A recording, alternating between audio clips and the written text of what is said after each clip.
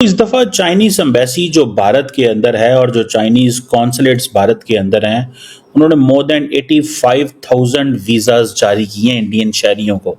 आप इससे अंदाजा लगा सकते हैं कि अब इंडिया को चाइना के अंदर वेलकम किया जा रहा है बड़े पैमाने पे। अब जी ये कहा जा रहा है कि चाइना जो है वो पाकिस्तान में गधा इंडस्ट्री जो है उसके ऊपर काम करना चाह रहा है। जी हाँ, डोंकी इंडस्ट्री बनाना चाह रहा है चाइना।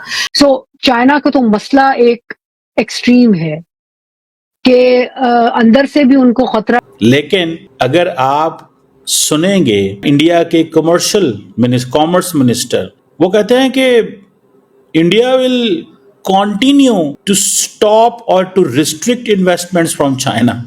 समझ रहे हैं आप बात को? यानी कि हम चाइना से इतनी इन्वेस्टमेंट पसंद नहीं करेंगे। भारत को यह महसूस करवाना कि यार हम तुम्हारे दुश्मन नहीं, हम तुम्हारे दोस्त हैं। कल तक चीन जो लाइन ऑफ एक्चुअल कंट्रोल के ऊपर दंदना रहा था और यह कह रहा था कि PP-14 पे मैं तांडव करूंगा और गलवान पे मैं लड़ाई करूंगा तुमसे, वो चाइना आज प्यार मोहब्बत की बातें कर रहा है। और शी जिनपिंग क्या कहते हैं? Dragon and elephant Tengo. अब हम क्या कहें जी शी जिनपिंग साहब को। वैसे तो हम इन्हें कब से मामू बना रहे हैं, उल्लू बना रहे हैं, लेकिन उन्होंने हमें गधा समझ के रखा है और अब वो ये कह रहे हैं कि जी पाकिस्तान में जो है वो डोंकी इंडस्ट्री बनाई जाएगी। चाइना अपने जो डूब रहा है उसको डिले करने के लिए उन्होंने ये काम किया है। यानी आप अंदाजा लगाएं, ना यहाँ पर वो आईफोन बनाने के लिए आ रहे हैं, ना यहाँ पर वो कोई कह लीजिए कि प्लेन वगैरह के कोई पुर्जे तैयार करने आ रहे हैं, ना ही कोई और साइंस के तरीके से जो कोई इक्विपमेंट वगैरह बनाए जा सकते हैं, ना वो बनाने की कोशिश की जा रही है। और हमारे यहाँ जो है डोंकी इंडस्ट्री जो है वो चाइना यहाँ पर बनाएगा। दोस्तों, यही चीन था ना जो हमें आंखें दिखाता था, छोटी छोटी बातों के ऊपर धमकियां देता था, क्या क्या नहीं बोलता था। ये आज देख लीजिए कैसे घुटनों के बल लेट के माफिया मांग रहा है, पैर चूम रहा है। ये भारतीयों के लिए 85,000 वीजा ये दे रहा है। बताइए, पाकिस्तान से गधे मंगवा रहा है और भारतीयों के लिए कह रहा है जी आप आइए यहाँ पे चीन को बचा लीजिए, क्योंकि अब इसे पता लग चुका है कि डोनाल्ड ट्रंप ने इसकी खटिया खड़ी कर दी है। क्योंकि अब इसे समझ में आ चुका है कि अमेरिका और इंडिया एक हो चुके हैं। दोस्तों, इसकी दादागिरी तभी निकल सकती थी। ट्रंप ने बहुत सही किया है, क्योंकि मोदी जी तो इससे लड़ ही रहे हैं पिछले 10 साल से, लेकिन अब ट्रंप ने भी इसका भारत का साथ दे दिया है और अब भारत के साथ बहुत दुनिया आ गई है। सबके सामने मोदी जी ने चीन को नंगा करके रख दिया है, दिखा दिया है कि चीन कितना बड़ा बेईमान है, चीन की पॉलिसी कितनी गलत है। अब इनको मुसीबत पड़ गई है। दोस्तों, मोदी जी पीछे नहीं हटेंगे। आप याद रखना, चीन को घुटनों पे लेके आ गए हैं, अब हमने चीन को पछाड़ना है, यही हमारा एम है। कमेंट्स कीजिए, वीडियो को लाइक और चैनल सब्सक्राइब जरूर कीजिए।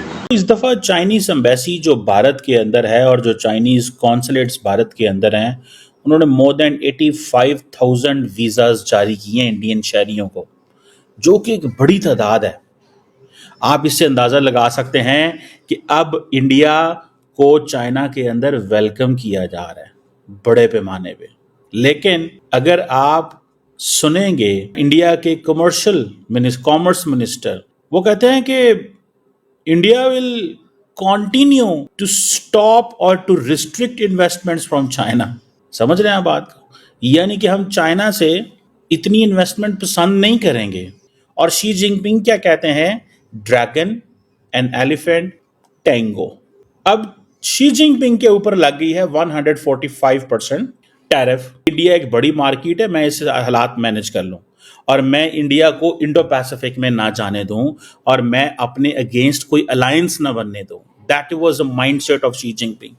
इनिशियली 2020 में शी जिनपिंग का दिमाग कुछ और था, उनका माइंड कुछ और था। उन्होंने ये समझा कि हमें इंडिया को थोड़ा टफ टाइम देना चाहिए, बट नाउ ही रियलाइज नहीं कि हम इतने पेंडोरा बॉक्स नहीं खोल सकते। अब चाइनीज जो हैं वो थोड़े से परेशान हैं। देखिए, बात माननी पड़ेगी, चाइनीज परेशान है, इसीलिए चाइना, वियतनाम, मलेशिया और कंबोडिया का स्टेट विजिट कर रहे हैं। अब जो तीनों के तीनों मुल्क शी जिनपिंग ने पिक किए हैं, वो भी डोनाल्ड ट्रंप के जो रेसिप्रोकल टैरिफ पॉलिसी है वो भी उसका सामना कर रहे हैं और इसीलिए चाइना अपने नए रास्ते खोल रहा है। इसीलिए मैं कहता हूं कि इंडिया एक बड़ी मार्केट बनेगा। यूरोपियन यूनियन भी यहाँ पे आ रही है, चाइनीज भी यहाँ आ रहे हैं, सारे इंडिया से ताल्लुकात ठीक कर रहे हैं, क्योंकि Trump administration is working on this thing, isolate China. अब जैसे इंडिया की नेबरहुड फर्स्ट पॉलिसी है, इस तरह Xi Jinping is going to start and have a neighbourhood diplomacy. India neighbourhood policy रखता है, चाइना नेबरहुड डिप्लोमेसी रखता है, और पाकिस्तान कुछ भी नहीं रखता, क्योंकि पाकिस्तान का प्रॉब्लम बिल्कुल डिफरेंट है। ईरान में पंजाबियों को कत्ल कर दिया जाता है, अफगानिस्तान में से हमें डेली हमारे फौजियों को मारा जाता है, चाइना के साथ हमारे वैसे दोस्ती तो है पर फ़ायदा कोई नहीं उस तरह का बिजनेस का, और इंडिया के साथ लॉ का काम बस। तो ये है सिचुएशन। चाइना को प्रॉब्लम यह है कि उनकी जो ग्रोथ है वो थोड़ी स्लगिश है। चाइनीज़ इकोनॉमी तो इसमें झटका लग रहे हैं ना उसको बहुत ज़्यादा। अब चाइना को ज़्यादा अच्छे ताल्लुकात रखने पड़ेंगे तमाम ममालिक से, इंडिया के साथ भी, बाकी मुल्कों के साथ। अब आसियान के पास मौका आ गया है, अब इंडिया के पास है। क्यों इंडिया के साथ नेगोशिएशंस हुई हैं चाइना की? It's an American pressure. क्यों आसियान मुल्कों के साथ जो है वो नेगोशिएशन होंगी? It's an American pressure, economy का प्रेशर है। ये जो आइसोलेशन की पॉलिसी है ये बड़ी ख़तरनाक है। सो अब वो क्या करेंगे? चाइनीज़ हर मुल्क के साथ अलग-अलग डील करेंगे, ब्लॉक के साथ डील नहीं करेंगे।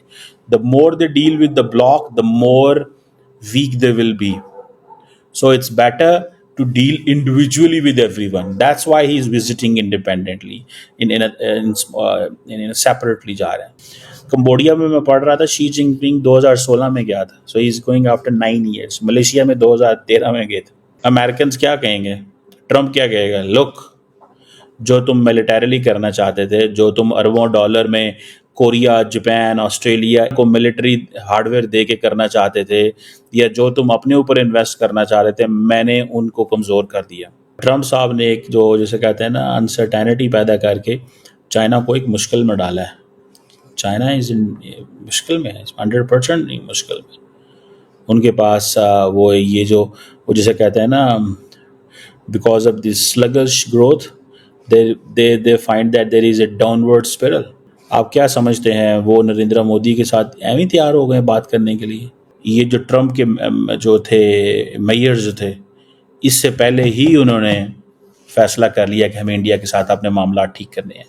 अब उन्होंने वीज़े इशू करने शुरू कर दिए इंडियंस को वीज़े इशू करने शुरू कर दिए हैं। This is the reality. और इतनी बड़ी तादाद में इशू यकदम, बिकॉज उनको पता है कि अगर हमने ये वीज़े इशू ना किए।